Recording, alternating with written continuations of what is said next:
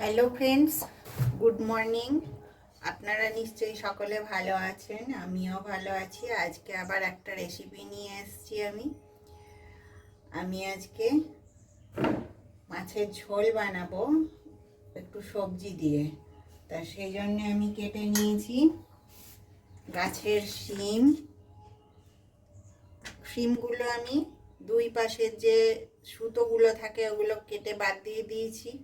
পোকা আছে নাকি ভেতরে দেখে নিয়েছি। এরকম করে আলোর দিকে যদি ধরা হয় শিমটা এরকম করে, তাহলেই দেখতে পাওয়া যায় শিমটা ঠিক আছে কি না। আর সজনের ডাঁটা নিয়ে নিয়েছি, গাছের বাঁধাকপির কটা পাতা নিয়েছি।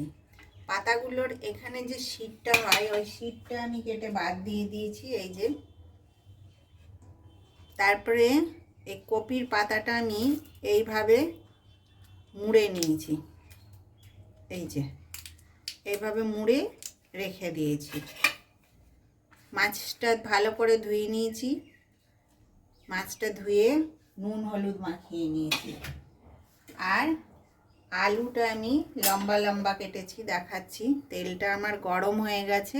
এই যে মাছ, তেলটা গরম হয়ে গেছে, সেই জন্যে মাছটা আগে আমি তেলের মধ্যে দিয়ে ভেজে নিই।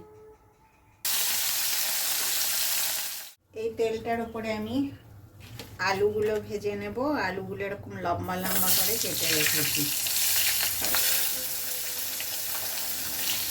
আলুটা ভাজা হয়ে গেল, আলুটাও তুলে নেব। প্রথমে আমি পেঁয়াজ দেব ফোড়নে।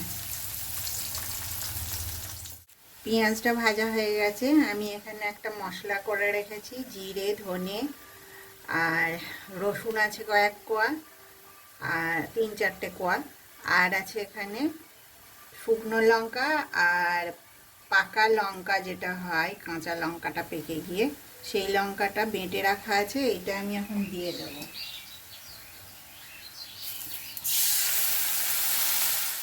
সঙ্গে দিচ্ছি হলুদ, দিচ্ছি নুন। এই জলটা চাপাবো, দিয়ে ওই বাঁধাকপির পাতাটা একটুখানি ভাপিয়ে নেব। এই সময় আমি টমেটোটা কেটে রেখেছি, টমেটোটা দিয়ে দিলাম।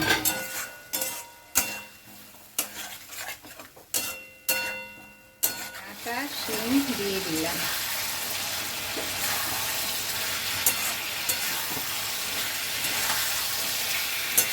এই শীতের সময় এইসব সবজি দিয়ে মাছের ঝোল খেতে খুব ভালো লাগে।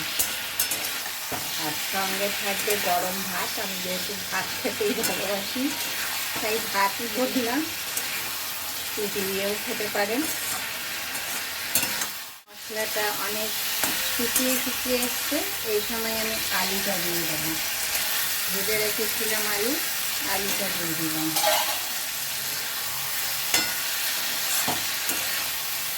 আপনারা এইভাবে বানাবেন, বানিয়ে আমাকে অবশ্যই কমেন্টে জানাবেন কেমন লাগলো খেতে। আর আমার চ্যানেলটা আপনারা লাইক শেয়ার সাবস্ক্রাইব করবেন আর আমার পাশে থাকবেন। এখন এটা ভালো করে কষানো হয়ে গেছে। এবারে এই যে কপির পাতাগুলো আমি অল্প করে ভাপিয়ে রেখে দিয়েছিলাম, এইগুলোকে আমি আস্তে আস্তে দিয়ে দেব।